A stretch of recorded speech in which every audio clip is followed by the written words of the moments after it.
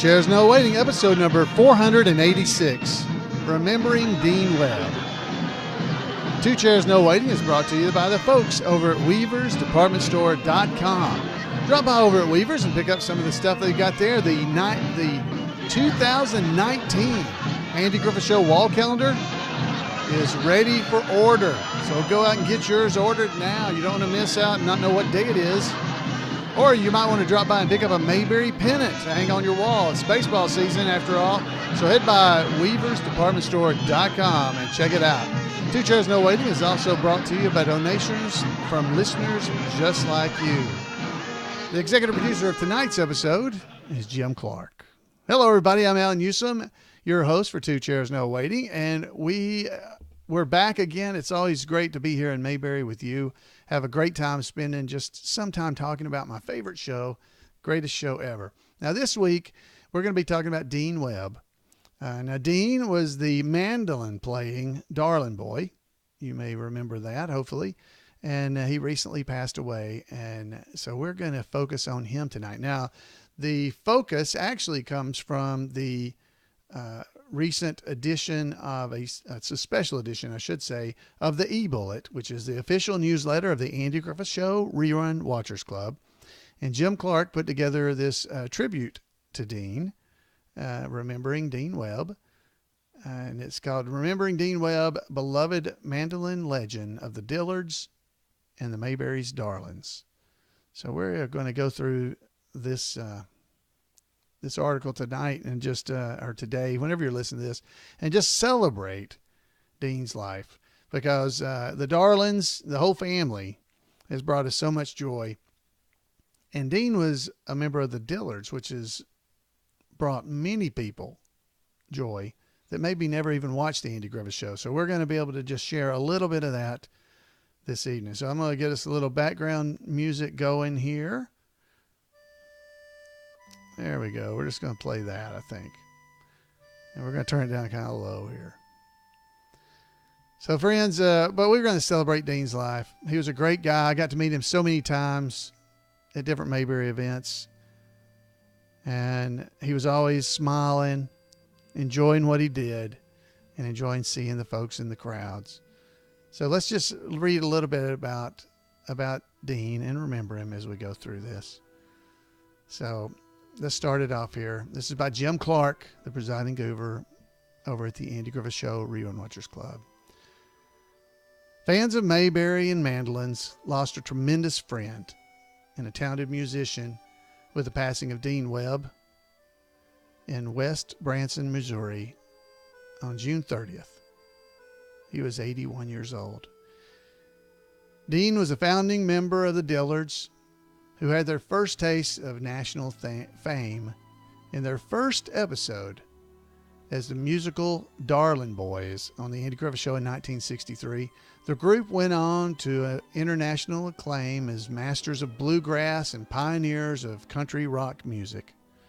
Known for being the quiet member of the group, the rail-thin Dean cast a wide shadow with his expertise on the mandolin and his smooth vocals. The breadth of his vocal range allowed him to glide effortlessly from tenor to baritone and even bass. Roy Dean Webb was born on March 28, 1937 in Independence, Missouri, where he and brother Gene were raised by their parents, Clarence, who ran a pair of gas stations, and Carol Crawford Webb, a registered nurse. As it happened, Carol Webb's brother, Bob Crawford, was a singing cowboy of note, especially around Independence. Dean became interested in music because of his uncle. Dean started playing the banjo in elementary school, but never really loved it. And by his early teens, he became keenly interested in country music, and particularly a new sound beginning to get increased radio airplay. It was bluegrass music of Bill Monroe. And it was the mandolin, Monroe's instrument, that became Dean's choice when he, two cousins, and a friend began performing around the Independence area. Dean continued to pursue his music in his teens, and after graduation from William Chrisman High School Go Bruins, and various odd jobs. He first got serious about being a professional musician as a member of the Ozark Mountain Boys with Lonnie Hoppers. As the group performed live on radio stations and at festivals throughout Missouri, Dean became acquainted with radio announcer Mitch Jane. And not long after that, brothers Doug and Rodney Dillard, who were starting to make a name for themselves around the home base of Salem, Missouri. Doug and Rodney took an immediate liking to Dean and his musicianship, and Dean liked them right back.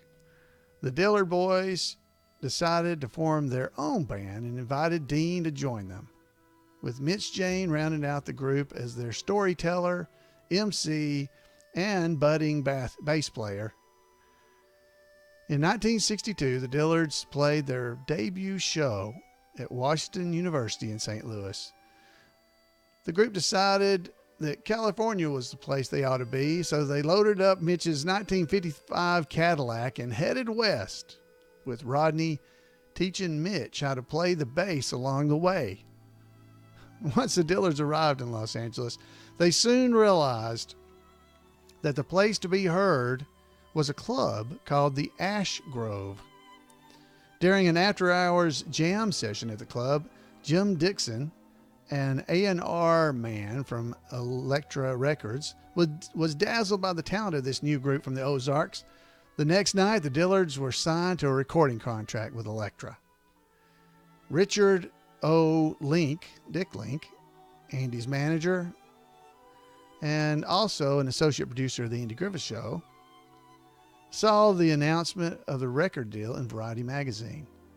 Dick contacted Elektra Records and arranged to audition the band on the Andy Griffith Show, which was looking for a group to play a musical brothers of the Darling family alongside a patriarch Briscoe, Denver Pyle, and sister Charlene, Margaret Ann Peterson. Proving enormously popular with the audience and Andy himself, the Dillards went from a one-shot appearance to a total of 6 episodes between 1963 and 1966, as well as one more trip to Mayberry at the highly rated reunion movie Return to Mayberry in 1986. For the record, Dean's Mayberry character was originally scripted by writers Jim Fritzell and Everett Greenbaum to be called Ward Darlin. Matter of fact, Dean's $255 contract for 3 days of playing that character in The Darlings Are Coming was drawn up on February the 4th, 1963. By the time Dean came up and down the rope of the hotel window in that episode, his name had been changed to Other, which was Andy's wink to makeup man Lee Greenway, whose middle name was Other. By the final episode in 1963 with the Darlings, the Darlin' Fortune, or 66, I'm sorry. It was in 66, the final episode. All of the Darlin' boys were going by their real first name. So Dean was said by Briscoe to be strong as an ox and almost as bright. Briscoe could have mentioned that Dean was one of the nimblest pickers ever to pick up a mandolin. Like Doug Dillard on the banjo, Dean was known for being lightning fast on his mandolin. Dean slung his mandolin strap over his right shoulder the same way Bill Monroe did. It's more common for players to wear the strap all around their opposite shoulder and behind their neck. Maybe Dean and Bill's style allowed them for little freer, faster hand movement. Whatever the secret, Monroe himself was among the many admirers of Dean's technique. Whenever possible, Andy encouraged the Dillards to perform their own tunes on the show, which was a big boost for their careers, not to mention the residual income from song royalties. The Dillards also made many guest appearances on other high-profile TV shows, including the Judy Garland special and Tennessee Ernie Ford specials. They likewise were a hit in the Newport Folk Festival and other top festivals. The Dillards toured with Elton John during his first North American tour. Bob Dylan, Joan Baez, and many others. While touring in the United Kingdom, they received the Edison Award for Excellence in Music. The Dillards had many stellar configurations over the years. Even the existence of the band itself ebbed and flowed. The two constants from the founding into the 2000s were Rodney and Dean. They also performed together with others, including a favorite tour with Earl Scruggs, beginning in 1979. Leaving the road for a more tranquil lifestyle in the early 80s, Dean and Rodney were the core of the Dillard bands that were the mainstays, first at the Gaslight Theater and then for 6 years at the Silver Dollar City Jubilee, both in Branson, Missouri, which became their home base while working both separately and together. Always with a keen eye for business, Dean was in charge of merchandising for the Dillards, under the shingle of the Stick and Stone Productions. That was their business. From time to time, he also handled merchandise for others, including Tony Orlando at his theater in Branson. Dean's practical side also made good yarns for Mitch Jane to weave on stage.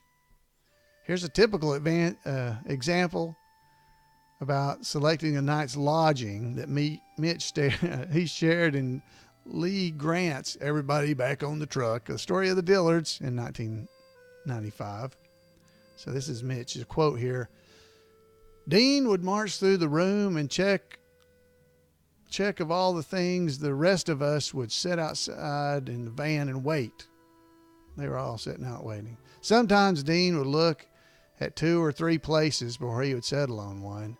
Once, while Dean was checking out a motel, Douglas said to me, "Why does Dean have to take so long?" I told him it was just Dean's way, and he replied, "Well, it don't take me that long to look at Horseshoe, and that's a great Ozark expression that's used for all kinds of things." Well, I watched Dean through the van window as he marched through the motel lobby and flipped the room key into the reception desk and headed back out to the van. "What's the matter with this place?" "Bullet holes in the connecting doors," Dean answered in a calm voice, always a sign of unrest. Back in those days, I had to play sort of the cool one, the straight man, because Rodney was acting goofy and Mitch was talking and Doug was smiling ear to ear, Dean told the Andy Griffith Show Rerun Watchers Club back in 2010. I needed to be somebody else. We had a lot of fun in the years we played together. Beneath that calm exterior, the wheels were always turning in Dean's mind. Blessed with a natural curiosity, he was a true student of many things, including Mayberry. He was ever ready with an observation or a question about the Andy Griffith Show. He wasn't the master of Mayberry trivia the way bandmate Doug Dillard was, but he had a thoughtful, inquiring mind. And just the fact that he worked on the show gave him interesting Mayberry knowledge and insight that today's rerun watchers can only dream of having.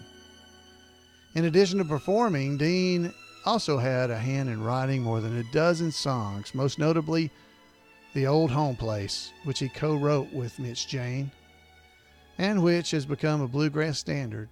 In fact, it's widely considered one of the most performed and recorded songs of the genre, certainly one of the most beloved. Speaking of Old Homeplaces, the hit Return to Mayberry movie in 1986 ended up being an impetus for original Dillards to reunite, both in the studio and on the road. A tour that started out to be just a handful of dates turned into about 11 dozen performances worldwide. The band also continued to reunite at various Mayberry reunion shows from the late 80s until the band's final paid reunion performance at the 2004 Mayberry Days Festival in Mount Airy, North Carolina, which also included reuniting with Andy Griffith and other Andy Griffith Show cast members for the unveiling of the town's TV landmark statue.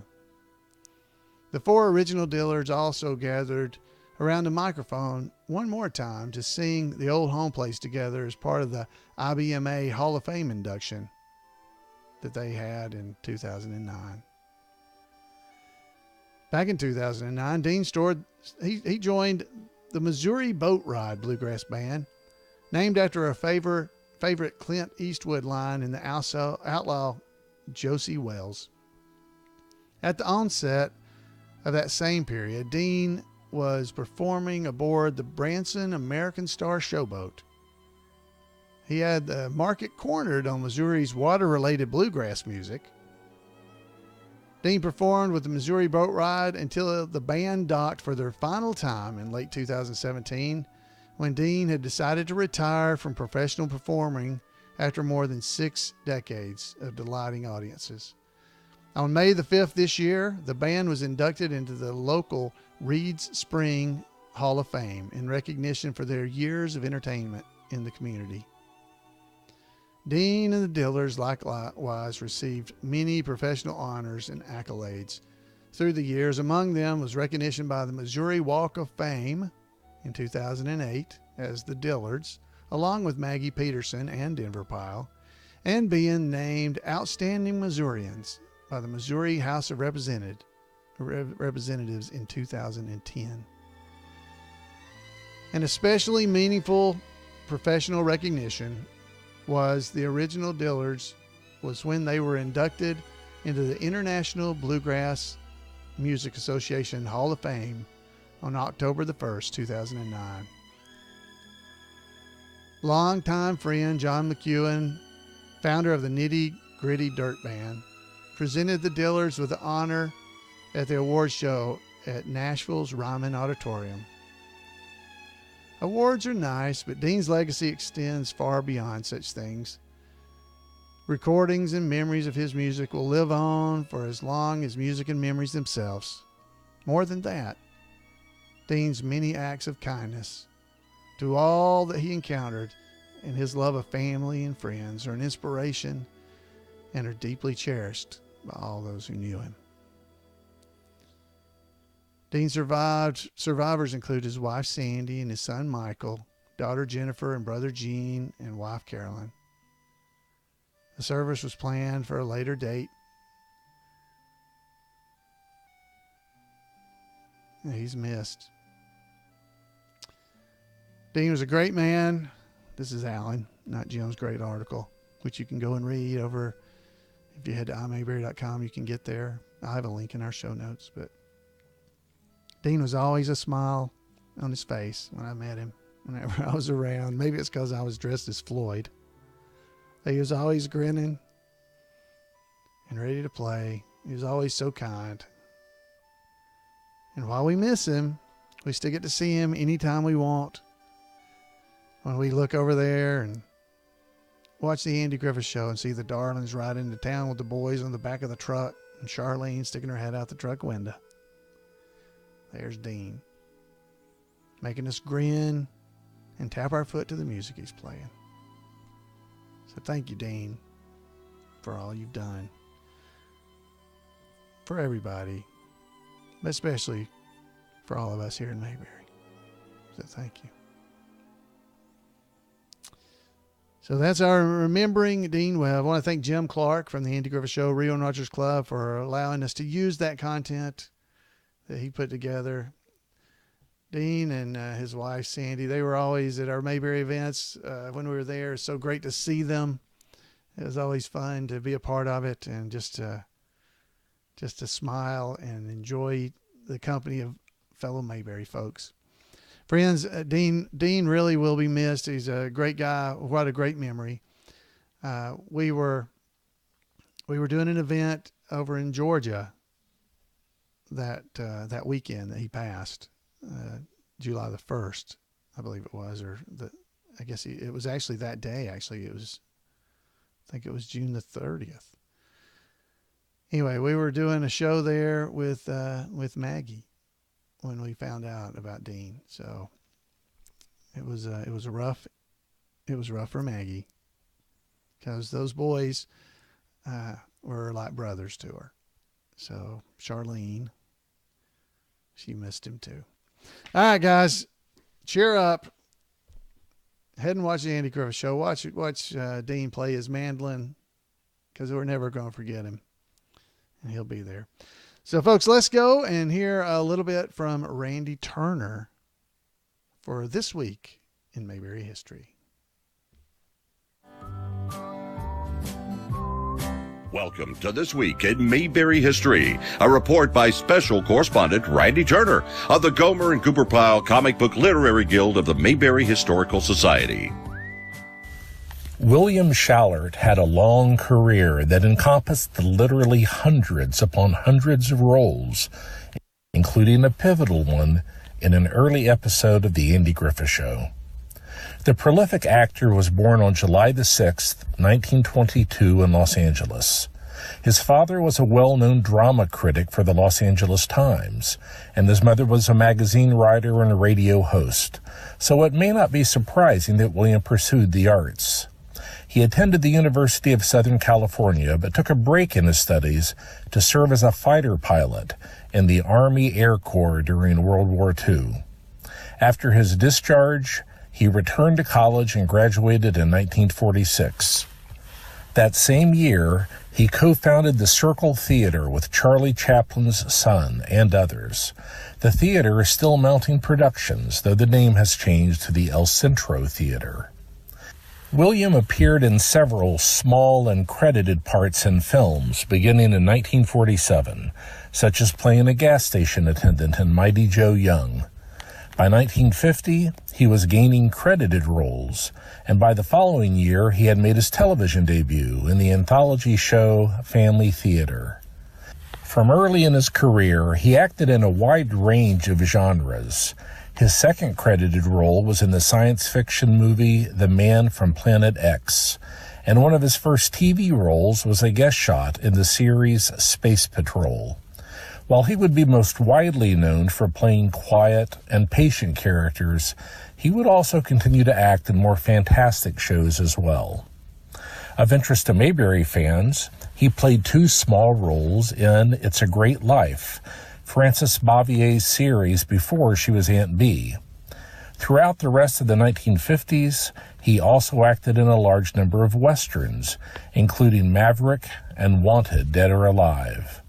William played the recurring character Justinian Tebbs in the Western adventure series The Adventures of Jim Bowie, Herbert in the comedy Hey Jeannie, Major Richmond in Steve Canyon based on the popular comic strip, and Lieutenant Manny Harris in the detective series Philip Marlowe. Beginning in 1959, he appeared for 3 years in the recurring role of the wise teacher, Mr. Leander Pomfret, on The Many Loves of Dobie Gillis. It was during this that William appeared in Mayberry as new resident Sam Becker, who was mysteriously farming the old birch place at night.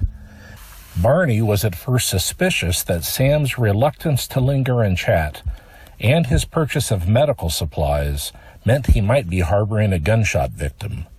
But those suspicions were answered when it turned out Sam's wife was expecting.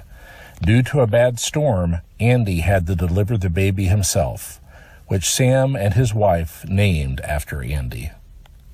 2 years later, William was cast in the role for which he is best known, Martin Lane, the long-suffering father of Patty and uncle of her identical cousin Kathy, in the series The Patty Duke Show.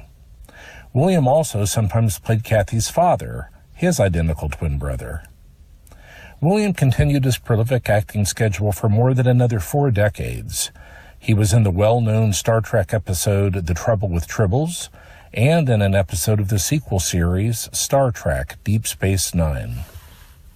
He also did voice work in animation, voicing Milton the Toaster in Pop-Tarts commercials, and voicing characters in series such as What's News, Scooby-Doo. After such a prolific career matched by so few, William passed away in 2016. That's it for this week. Thanks for listening, and remember to take Andy's advice and go out there and act like somebody. Thank you, Randy. Thank you for that great report. And we want to remind you, if you want to make sure you don't miss anything that Randy has to offer, send him an email at turnersgrade@gmail.com, and he'll make sure you don't miss anything. turnersgrade@gmail.com. Thank you again, Randy. Thank you for all being here with me. Just remembering Dean, it was great. I've been trying to curb them hot flashes and I'm holding back here. But Dean was really a great guy. And that was really nice about William Schallert. I did not know all those things either. So Randy always does a great job. So thank you, guys. Hey, there's one more thing I want to mention to you as long as we're going through here and you're still here. That means you actually like this podcast. So I don't know if you have an iPhone or a Android phone, but if you have an Android phone, most folks that have an iPhone have been able to use Apple Podcasts for quite a long time to subscribe to Two Chairs No Waiting. So you could subscribe easy enough by clicking the Android or the iPhone button, and it would do that on your phone. You just tap it, I guess is what you call it. But Google recently has added a Google Podcast app. So if you have an Android device, you can go in and easily subscribe to the podcast too. Now, what subscribing does is it makes sure then you never miss when a new episode hits the air. It would notify you. It'll show up there, right there on your phone. So if you'd like to do it, I've added an icon right there on the front of the page, and it looks like a diamond that's almost like a Morse code up and down of dashes and dots. It's shaped like a diamond, and it's colored like Google's logo. So if you click on that, it will take you to subscribe to this podcast using the Google Podcast app. Okay, so it should be a very easy way for you to be able to subscribe to not only this podcast, but also you'll be able to do Kevin Burke's as soon as I add the link to Kevin's. I haven't done that for you yet, Kevin. And also to the Mayberry Bible Study podcast. So you'd be able to get to all of those right from your phone and just click it and be able to listen at any time. Okay. So if you're watching the video version, you can subscribe on YouTube as well. And YouTube will remind you for this. If you click the little bell icon, it'll always remind you when a new episode comes out. All right. I don't talk about that kind of stuff very often because I'll try not to promote the show much like that. But if you guys need help doing that, be free, rewind this and it'll kind of tell you what to do. Or you can contact me and I'll help you as best I can. I'm Floyd at imayberry.com and I'll help you through that.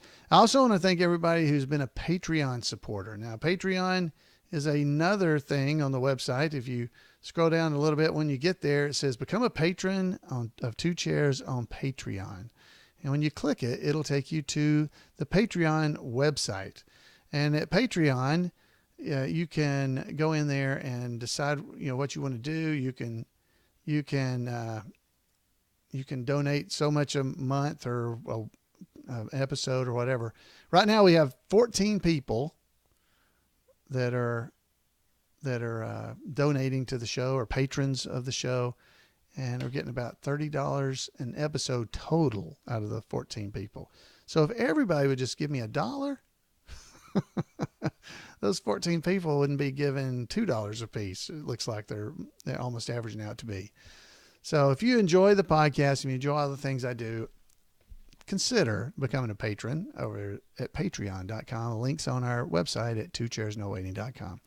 All right, that's enough glad handing and begging for additional funds. So, folks, I want to thank you guys for being here. I always like to hear from you. You can give me a call at 888-684-8415. You can drop by our website at twochairsnowaiting.com, and all kinds of contact information is right there under the contact button. So head over there and click it and let me hear from you. Folks, have a great Mayberry week. The Mayberry Meetup 2018 is coming up the end of July, the middle of July, the 19th, 20th, 21st, that weekend. So I hope I'll see you guys there. Until next time, everybody, have a great Mayberry week. Good night.